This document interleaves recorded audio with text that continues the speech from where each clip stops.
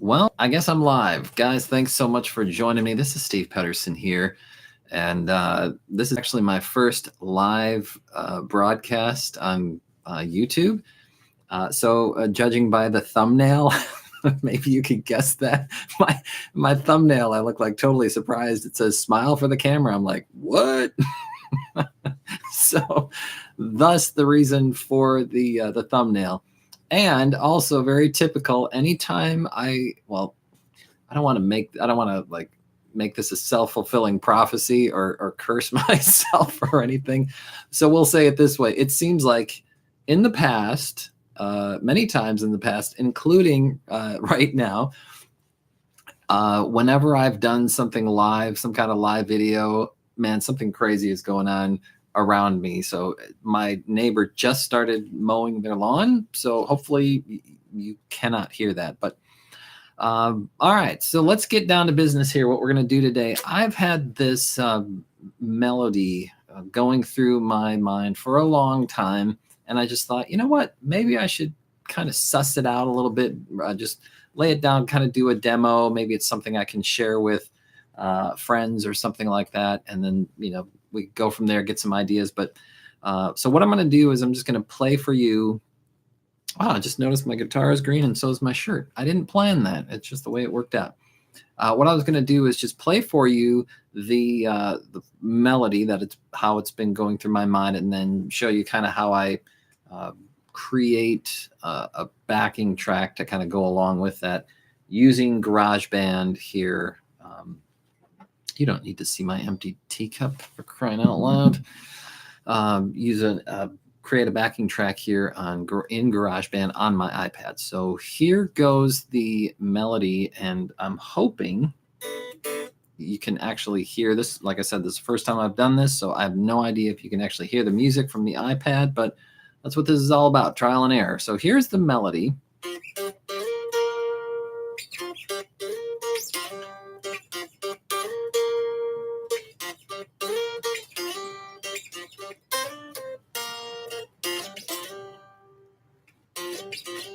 And then it just repeats. So that's that. So what I would normally do in creating something like this, a backing track in GarageBand, is just first of all record that. So I have a reference. Doesn't even have to be the final polished thing. Just kind of get the idea down. So there's a couple of things that I would need to know in order to start recording this.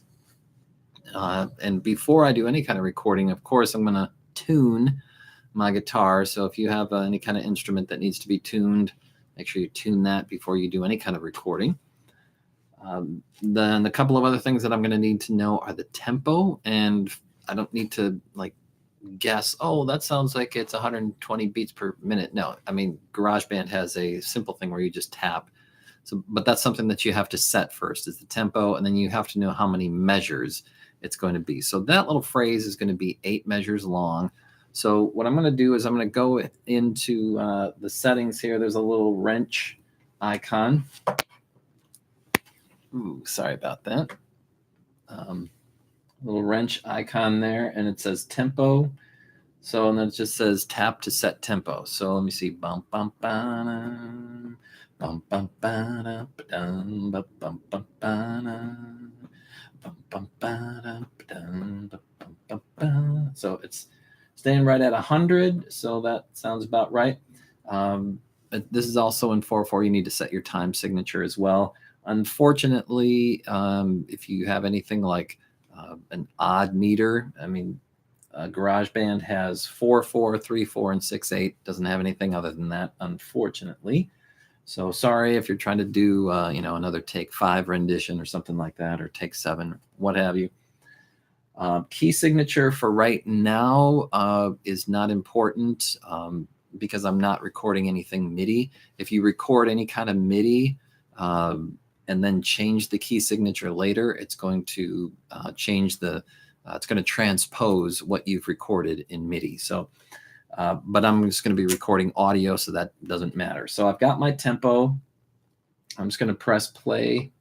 I've got the metronome engaged, and I just want to play along with that tempo to make sure that that's a comfortable tempo. So 2, 3.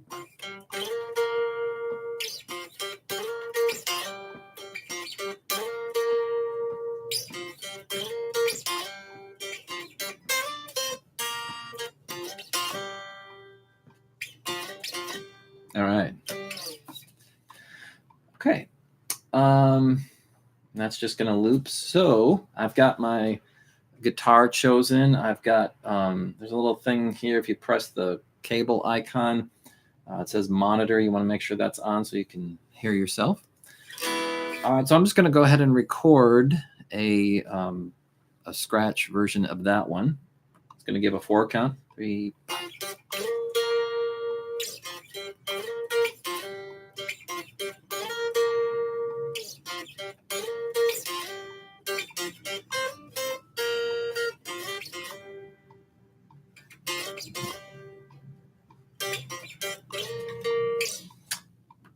Okay, so that's interesting because I ran through this earlier and counting the measures, and I was like, that sounds like only 7 measures, but that can't be right. I mean, everything is 4 or 8 measures, right?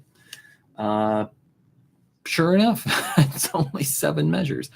So that's fine. I'm just going to hit undo. It's the little sort of turnaround arrow there. I'm just going to undo my recording. Now I have to change the amount of measures. So there's a little plus sign here. I just click the plus sign, and I'm in section A. I only have one section right now.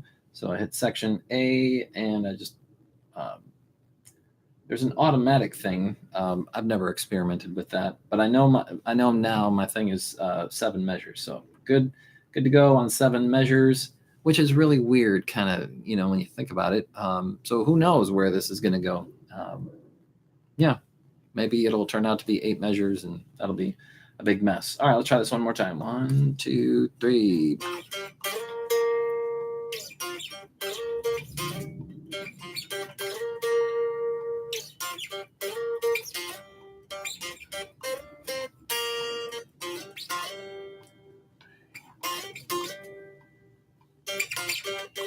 Okay, 7 measures. All right, so we got that. And then what I would normally maybe do next, is just add some kind of drums, some kind of percussion or drums to this. So we'll hit the this little icon here to go, and let's just play that back, make sure it recorded it.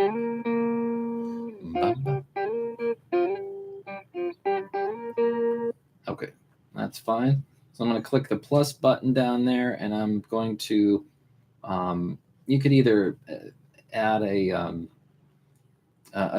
drummer to kind of automatically play along with you, or you could play the drums yourself. Just for demonstration purposes, I want to do kind of play the drums myself, just to kind of show you what I do there. Ready? This is not. I'm really sorry about that. That was a very loud, painful click for me, anyhow. All right, so when we're dealing with the drums, there's a couple of things that I usually check on first. I go on the settings button here, click track settings, quantization. It's usually by default set up to be quantized to a 16th note, which is fine. Then the other thing we want to look at is velocity sensitivity. And usually by default, it's set to medium, which is great if you're really good at playing touch drums, which I'm not. So I turn the velocity sensitivity off, so that doesn't matter how hard or soft I hit it, I'm going to get the same attack out of that. All right. There's also a recording option here. Merge recordings on that's for me, it's always the default setting is fine, so I never mess with that. All right, so I'm going to close the settings window, and I'm just going to kind of play along with it to see what I'm feeling here.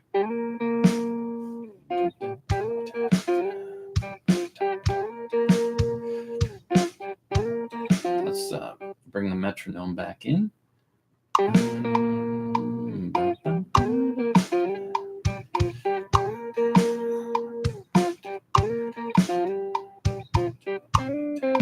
Obviously, I'm not a drummer. 1, 2, 3.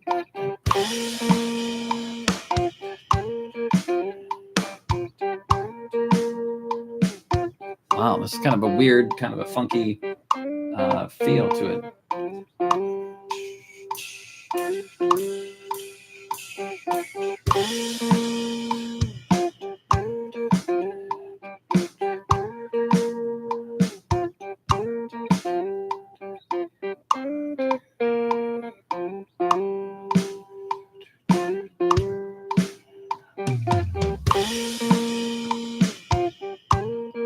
Wow.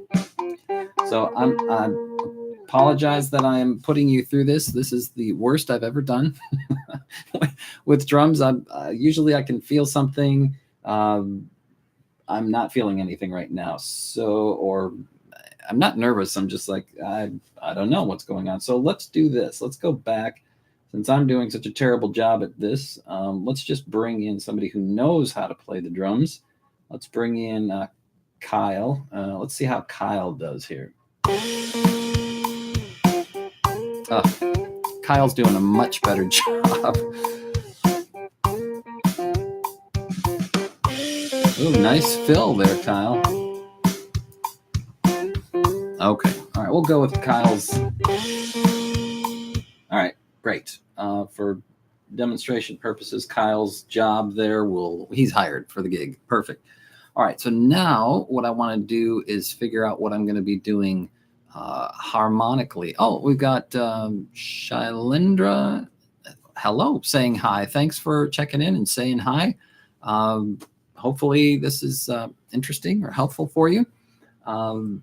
So just added drums to the melody, and now we're going to kind of figure out what is some harmony that we can add to this, or rhythm kind of accompaniment type of a thing. So first thing that you want to know in doing that is, what key are we in? All right, so I take a look at the notes that we've got. I've got a F, G, B flat. So I'm kind of going back before an F, G, and B flat. D, C, B flat. Okay, so we're kind of hovering around this a G or a B flat. So we're most likely either in the key of B flat major or G minor, the relative minor.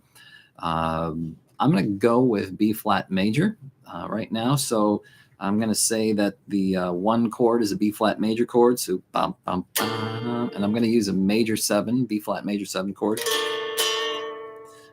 All right. So, and then the next part of the melody, I go down to this G. So there's a couple of chords that have the G in it. So first of all, I look at the primary chords, which are 1, 4, and 5. And so the 4 chord, what is the 4 chord in the key of B flat? It is E flat. Okay, what are the notes of an E flat chord? E flat, G, and B flat. So I could use a 4 chord there because I've got G. And what's another chord that has G in it? Well, G, some kind of G chord, and G is the minor 6 chord in the key of B flat major. So I could use either one of those chords. So let's create a new guitar track here. I'm going to create just a clean, you choose the clean guitar. Can you hear the lawnmower out there? Or maybe it's a leaf blower. Oh, leaf blowers. I hate them. All right. So let's try this melody with these chords.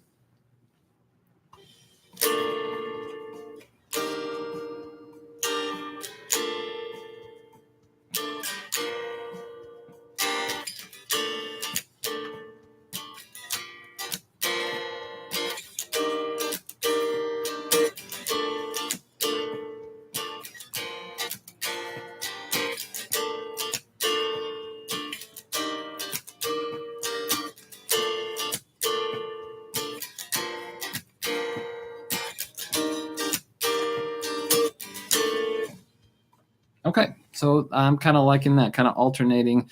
The 6 chord, the minor 6 chord, is what we call a substitute or a substitution chord. So the primary chord again, is the E flat, and I'm using all 7 chords. So I've got B flat major 7, and an E flat major 7, and then a substitution chord for the 4 chord is a 6 chord, and so I'm using the minor 6 chord, in this case the G minor. That's a little confusing. I didn't mean the minor like a minor 6th, the 6 chord, which happens to be a minor 7 chord. Yeah, this is why a lot of people don't get into music theory. It can be a little confusing. All right, so I'm gonna record now the track, the accompaniment guitar track.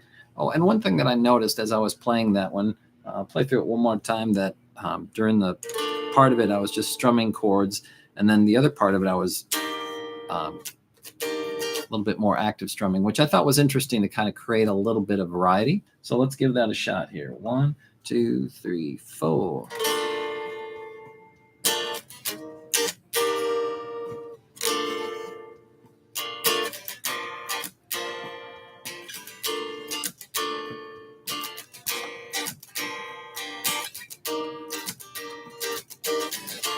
Okay, so I kind of I didn't screw up, but I didn't play exactly what I was intending to play. Let's give it back, listen back. I'm going to take the metronome off now. I don't need that anymore. See, I went to the 4 chord. I wanted to go to the 6 chord.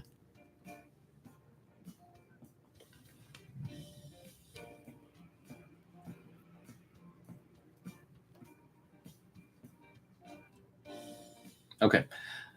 All right, so I'm gonna re-record that. All right, 1, 2, 3, 4.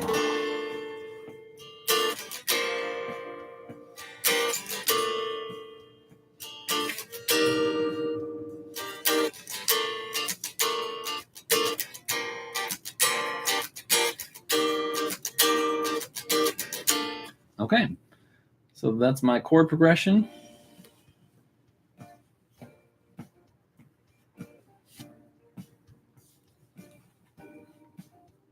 I like that, going to the 6 chord first,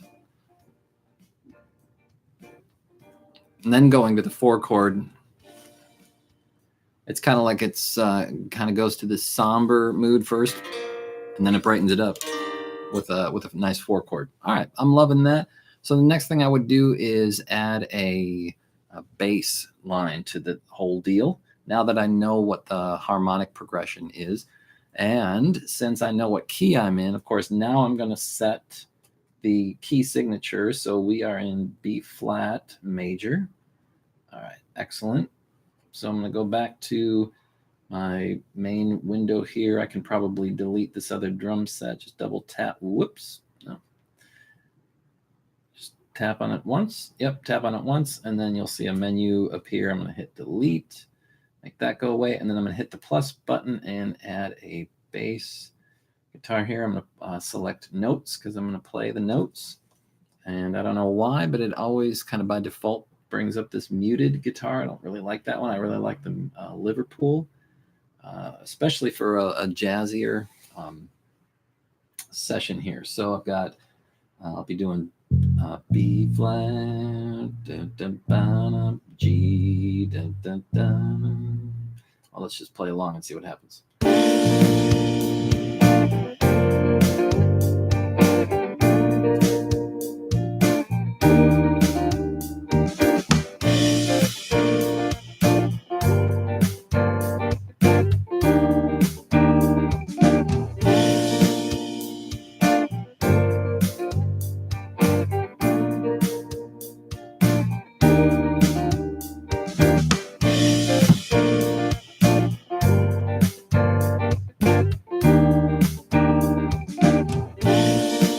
Okay, I'm really liking that bass line. So basically what I'm doing is I'm just playing the root of the chords, and I'm kind of liking, this is just kind of coming together as I'm doing it. I like having it, giving it some space.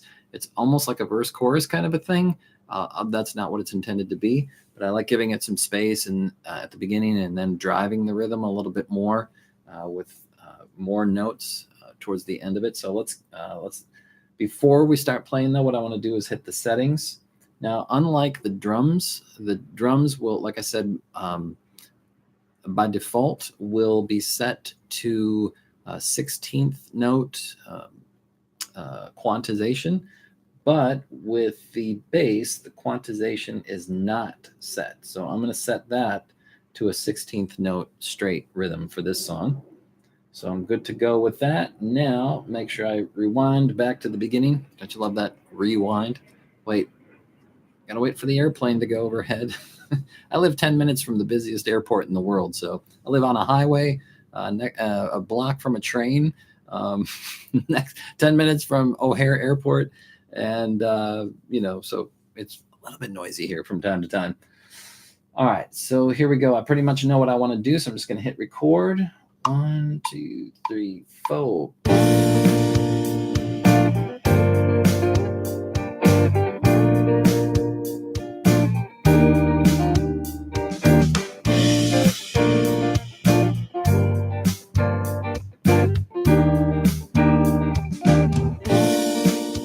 Okay, so now we got our bass part and basically have the whole idea down.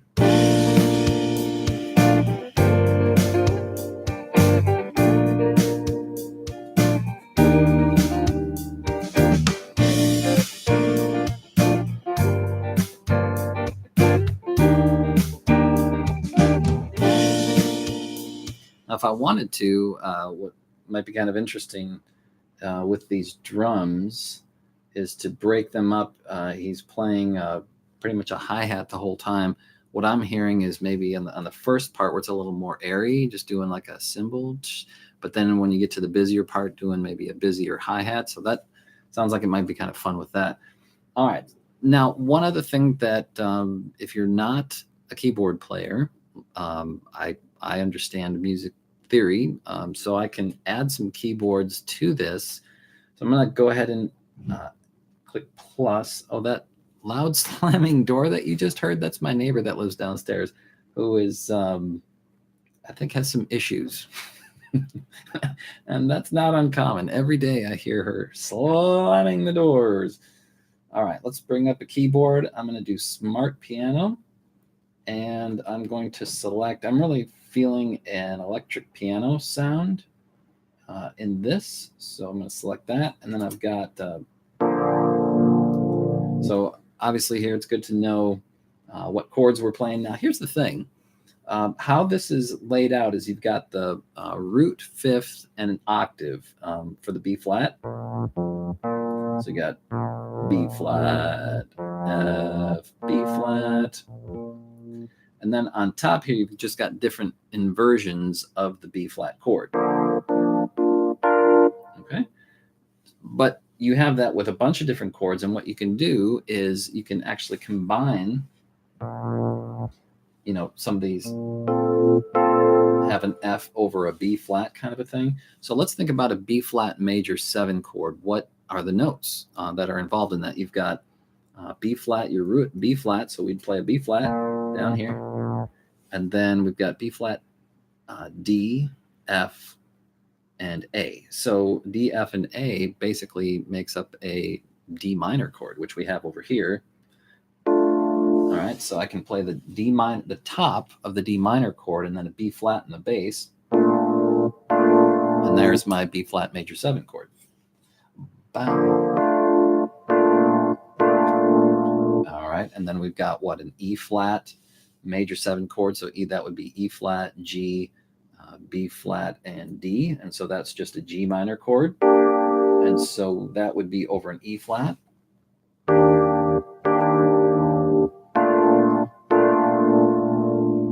And we go to a G minor 7 chord, and that would be G, B flat, D, F. And so a B flat, a B flat chord, B flat major triad over a G minor, or a G, just a G. So we'd be going B flat, D minor. Bum, bum, bum, bum, bum, bum, bum,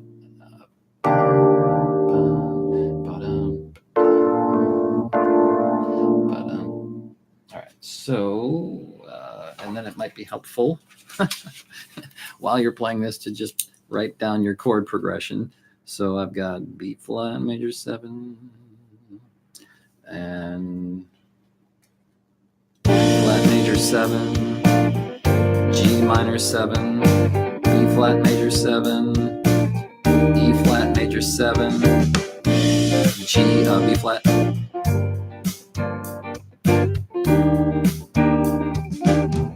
Okay, so I've written down my chord progression: B flat major 7, G minor 7, B flat major 7, E flat major 7, B flat major 7, G minor 7, E flat major 7. All right, so I can follow along with that. I can maybe even just practice it real quick here. Bum, bum, bum, bum, bum, bum, bum, bum,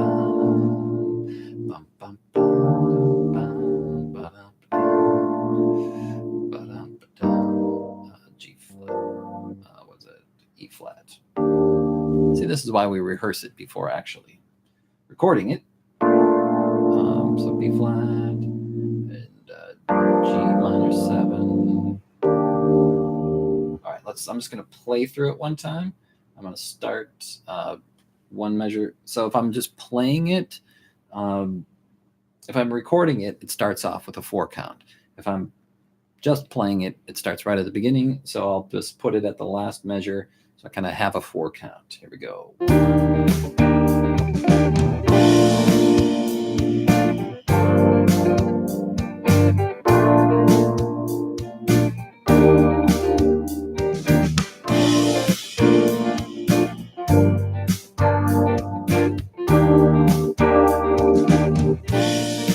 All right, I got it right, but I think that was luck.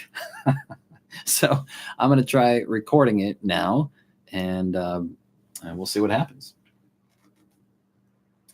Again, I'm really hoping like all of this audio is coming through. I have no idea if it is or not. If there's somebody watching live and you want to chime in and let me know if you can hear it or not, that would be great. Otherwise, let's just keep rolling. Here we go. We're starting at the beginning. Here we go. 1, 2, 3, 4.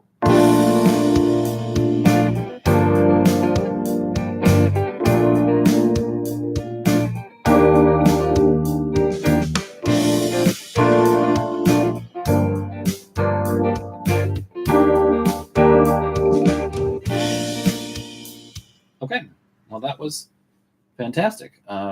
Came out right. All right, so let's do this. Let's go back. So I have drums, bass, rhythm guitar, and a keyboard. And the keyboards and the rhythm guitar are kind of doing the same thing-ish. So what I'm going to do is I'm just going to open up. I can either open it that way or open up the settings. I'm going to select the rhythm guitar, and I'm just going to kind of pan that off to the side a little bit so they're not competing for space. Cool. All right. So, and then the other thing I'm going to do is I'm going to close that out and bring back these other settings. I'm just going to mute the lead guitar that I originally recorded. I'm going to mute that for now. And let's just listen to the background track here.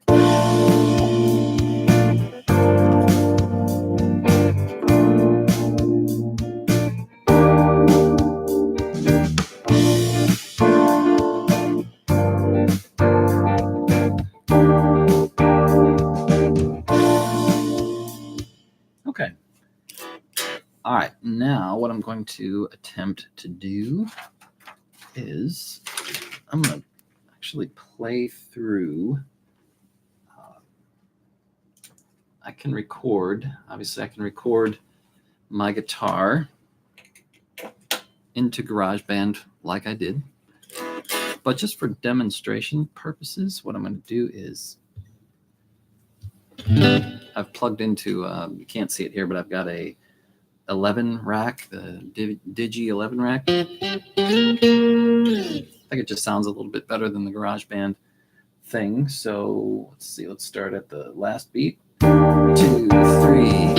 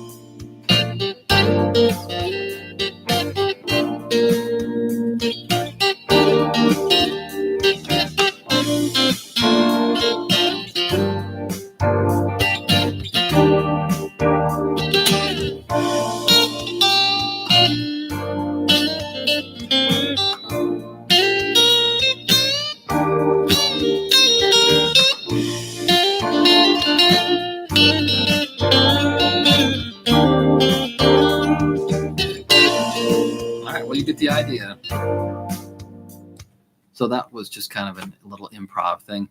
So that's how I kind of suss out my ideas here with GarageBand, laying down some background tracks. Hopefully you found this helpful or interesting, entertaining. Would love to hear your comments or thoughts if you watch the replay of this. And thanks for joining and watching. Take care until next time.